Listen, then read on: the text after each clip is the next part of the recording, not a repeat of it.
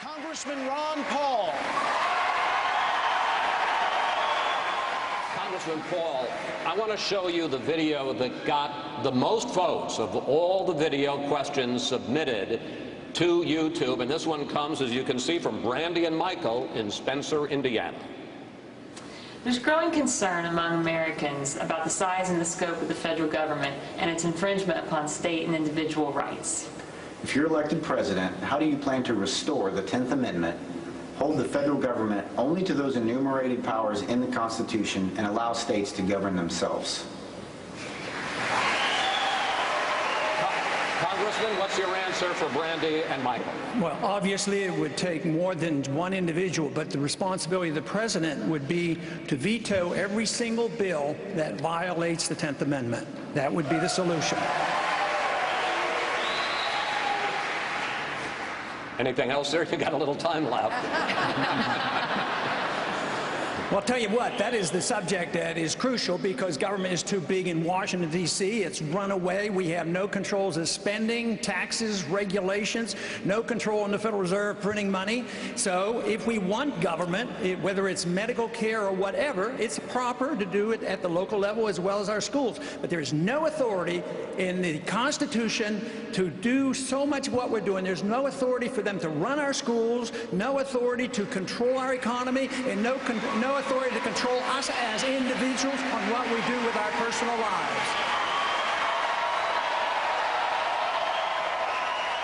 Thank you, Congressman. Thank you, Megan.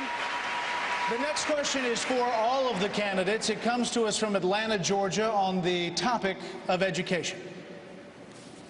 Hi, I'm Stella Lohman from Atlanta, Georgia. I've taught in both public and private schools and now as a substitute teacher. I see administrators more focused on satisfying federal mandates, retaining funding, trying not to get sued, while the teachers are jumping through hoops, trying to serve up a one-size-fits-all education for their students.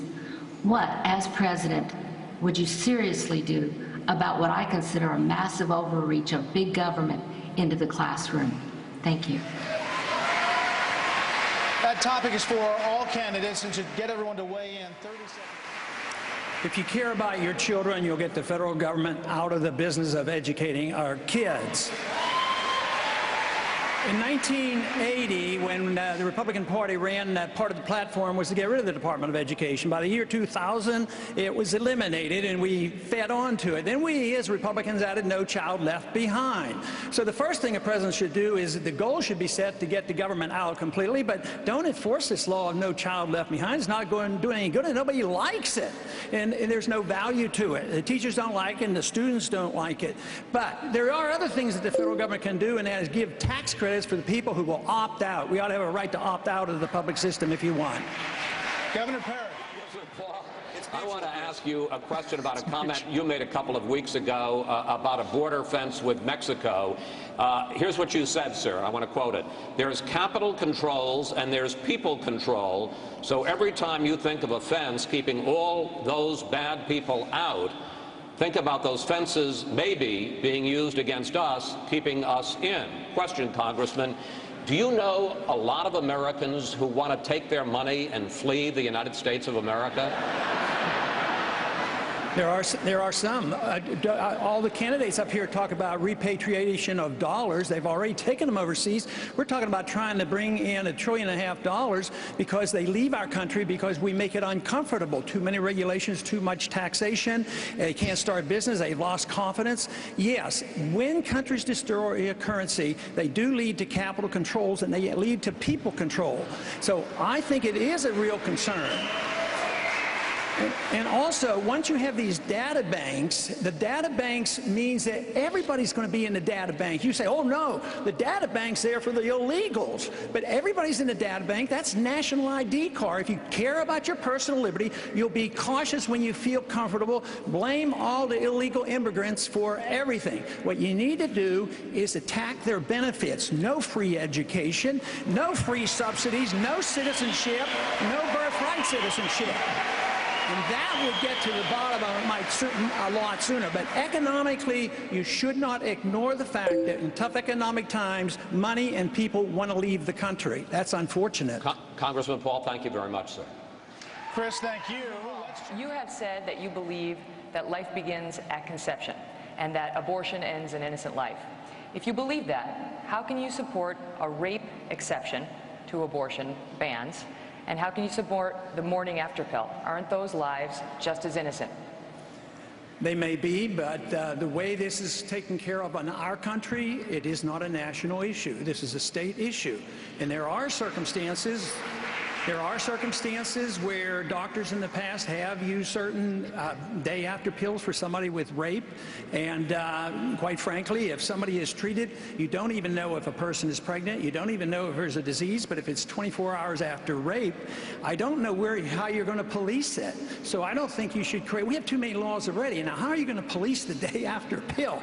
It doesn't make any sense to me in a practical matter. So I would say that nobody can outdo me on respect for life. I've spent a lifetime dealing with life, but I still think there is a time where the law doesn't solve the problems. Only the moral character of the people will eventually solve this problem, not the law.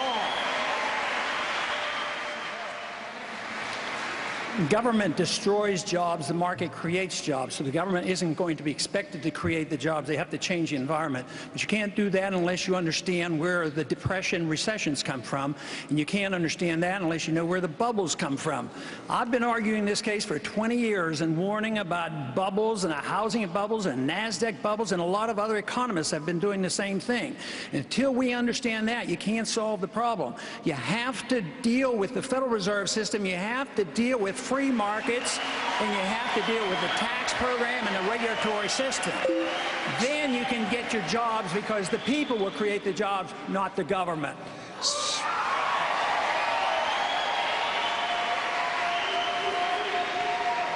Waiting for the applause. Again, if you had to choose a running mate, one of the people on the stage with you, who would you choose and why? 30 seconds down the row. Governor Johnson. Sorry. Well, that would be the guy 3 down, Congressman Paul, and that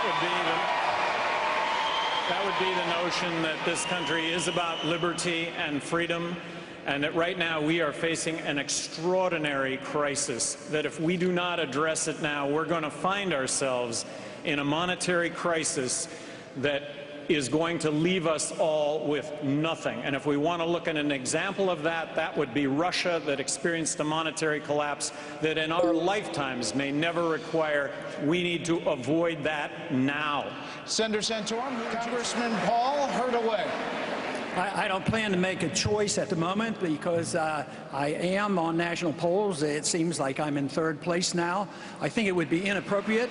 As soon as I'm one of the 2 top tier, then I will start thinking along that line. But right now, I'm going to defer and just work very hard and make sure that I stay in the top tier, and then eventually be one of the top 2 contenders. Governor Perry, how do you answer Darrell Jones?